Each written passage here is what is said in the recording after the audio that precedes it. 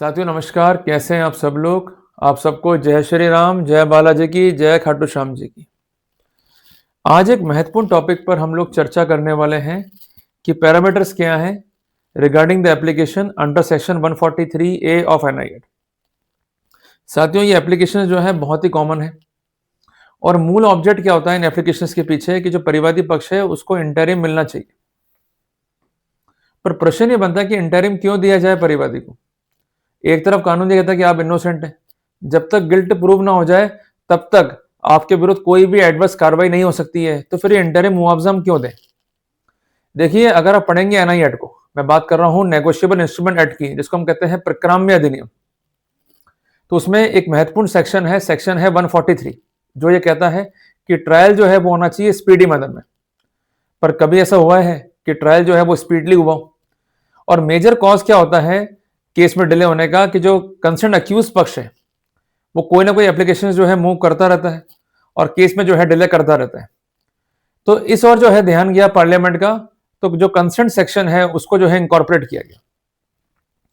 Section 143A एनआईएट को यदि हम देखें तो बहुत सिंपल सी बात है कि जो कंसर्न परिवादी है वो इसके तहत जो है अप्लाई करता है फॉर द इंटरिम कंपनसेशन। ये आप जो है नोट डाउन कर लीजिए। कोर्ट जो है असेस करता है केस को, देखता है केस की मेरिट्स को, देखता है डिफेंस की मेरिट्स को और डिस्क्रिप्शन को अप्लाई करते हुए इंटरिम को जो है तय करता है। तो यहां पर हमें दो बातें और मालूम पड़ी कि कंसर्न केस में होनी चाहिए मेरिट्स, अगर मेरिट्स नहीं है केस में तो वहां पर हम फायदा ले पाएंगे। और इसके अलावा डिस्क्रिप्शन है कोर्ट का, मींस ये प्रोविजंस जो है मैंडेटरी नहीं है, किसी भी रूप में इंटरिम को देने के लिए कंसर्न अक्यूज को बाध्य नहीं किया जा सकता। इसके अलावा कोर्ट को यह लगता है कि कंसर्न जो केस है परिवादी का उसमें दम है और केस को खंडित करने के लिए कोई भी प्लॉजिबल स्पष्टीकरण आरोपी के द्वारा नहीं है, तो वहां पर कोर्ट 20% मुआवजे के आदेश दे सकता है। अब यहां पर एक महत्वपूर्ण बात यह है कि अगर कोर्ट ने यह आदेश दे भी दिया है और ये अमाउंट आप पे नहीं करते हैं तो इसमें आपका बेल जंप नहीं होगा। ये कंसर्न जो अमाउंट है ये रिकवर होगा आपसे as per the protocol of section 421 of CrPC. Clear हो गया अपने को। और अगर आप एक्विटल भी हो जाते हैं तो ये अमाउंट जो है आपको रिफंड हो जाएगा। तो मोटा मोटा जो पैरामीटर दिखाई देते हैं उसमें से मुख्य पैरामीटर क्या है कि यदि अक्यूज जो है डिले कर रहा है प्रोसीडिंग्स को, तो वहां पर कोर्ट जो है इंटरवीन कर सकता है as per the protocol of section 143A of the NIA. Concern जो केस है उसमें आपका प्रॉपर स्टैंड नहीं है। कई बार देखा है मैंने कि जो आरोपी है उसको पता ही नहीं पैरवी करने की है।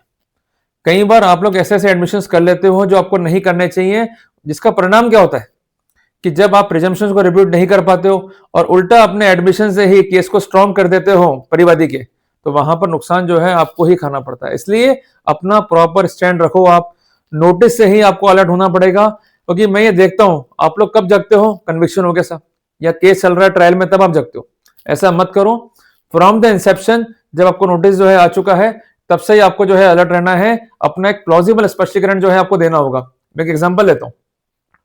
मान लीजिए मिस्टर ए ने मिस्टर बी से उधार लिए 50,000 रुपए और चेक दिया सिक्योरिटी पेटे, ये तो हो गया fact number 1। Ultimately mister A ने चुकाया मिस्टर बी को 20,000 रुपए, तो कितना अब जो है रह गया रिमेनिंग 30,000 रुपए। अपेरेंटली जो है क्लियर हो गया। अब मिस्टर बी ने क्या किया कि चेक का मिसयूज किया और चेक लगाया 50,000 रुपए का। अब मिस्टर ए ने कोर्ट में जो है सबूत पेश किए कि चेक को लगाने से पहले मैंने अमाउंट जो है जमा कराया था। जब अमाउंट जो है जमा हो गया तो उसको इंट्रोस करना चाहिए था, क्योंकि इंट्रोसमेंट नहीं है तो ऐसे सिनेरियो में ये एविडेंट है कि चेक का जो है मिसयूज हुआ है। एंड अपार्ट फ्रॉम दैट हमारे बीच जो है जो भी कम्युनिकेशन थे, बातचीत थे, मेरे पास सब रिकॉर्डेड है। इसमें भी स्पष्ट ये होता है कि ये चेक जो है सिक्योरिटी पेड है। जो एक्चुअल अमाउंट है 50,000 था, मैंने 20,000 रुपए जो है पे कर दिया है और रिमेनिंग अमाउंट को रिकवर करने की बजाय जो कंसर्न अमाउंट था उसको भर करके चेक का जो है मिसयूज किया गया। तो यहां पर बनता है प्लॉजिबल स्टैंड और ये बनता है प्रॉपर स्टैंड। तो ऐसा स्टैंड अगर रिकॉर्ड पर है तो हम इजीली कॉन्टेस्ट कर सकते हैं इन एप्लीकेशंस को। इसके अलावा मैं आपसे पुनः निवेदन करता हूं, कोर्ट को जो है निष्कर्ष निकालने हैं हर प्रकार से कि किस प्रकार प्रथम दृष्टया मामला जो है बनता है मेरिट्स पे, कि रेमेडी को जो है इंक्लाइन किया जाए, जिस कारण कोर्ट जो है देखेगा केस की मेरिट्स को, जो स्टैंड दिया है परिवादी ने उसकी मेरिट्स को, जो स्टैंड है डिफेंस का उसकी मेरिट्स को। तो ये कोर्ट कब ऑब्जर्व कर पाएगा, जब आपका रिप्लाई जो है रिकॉर्ड पर होगा। आप लोग करते हैं क्या, नोटिस है रिप्लाई दो ही मत, कोर्ट में जा रहे परिवादी का रिप्लाई दो ही मत। आप रिप्लाई दो, अगर रिप्लाई नहीं दोगे अपने खिलाफ जो है प्रिजम्पशन जाएगा। बहुत मुश्किल हो जाएगा कंसर्न अर्जी को कॉन्टेस्ट करना। इसलिए I request all of you to reply in the proper way. इसके अलावा अगर आपको फाइनेंशियल इश्यूज भी हैं, क्राइसिस भी हैं, तो ये भी एक इंपॉर्टेंट ग्राउंड बनता है, पर इसके लिए आपको सस्टेनिंग, कोरबोरेटिव एंड कंसिस्टेंट एविडेंस जो है रिकॉर्ड पर रखनी होगी। एक बात ध्यान रखिएगा कि प्रावधान जो है मैंडेटरी नहीं है, ये डिपेंड करता है कोर्ट के डिस्क्रिप्शन के ऊपर, पर डिस्क्रिप्शन के लिए स्ट्रॉन्ग रीजंस जो है फाइल पे होने चाहिए। कई बार ऐसा होता है कि कोर्ट जो है ऑर्डर करता है in limine, means without any reasoning, in short, ये नहीं चलेगा। एम्पल गाइडलाइंस है ऑनरेबल सुप्रीम कोर्ट की, जिसमें स्पष्ट कहा गया है कि कोर्ट को स्पष्ट रीजंस का उल्लेख करना होगा। अगर रीजंस स्पष्ट नहीं है तो ऑर्डर स्टैंड नहीं करेगा। तो आप इस बिंदु पर ऑर्डर को जो है चैलेंज भी कर सकते हैं। एक क्वेरी कई बार ये भी आती है आपकी कि 143A NI 8 में जो है ऑर्डर हो गया है, तो उसकी रेमेडी कहां लाई करेगी, जिसके लिए आप जो है रिवीजन फाइल कर सकते हैं। क्लियर है? आप नोट डाउन कर लीजिए सेक्शन 442 BNSS का। और एक बार जो है आप नोट डाउन कर लीजिए कि आपका डिफेंस जो है ये होना चाहिए प्लॉजिबल। अगर आपका डिफेंस जो है प्लॉजिबल नहीं है तो कोर्ट वहां पर इंटरिम जो है ऑर्डर कर सकता है। तो मैंने मोटे मोटे बिंदु आपको बताया regarding the parameters of section 143A of the NI 8। जल्दी मिलेंगे एक नए टॉपिक के साथ। टिल देन जय राम जी की।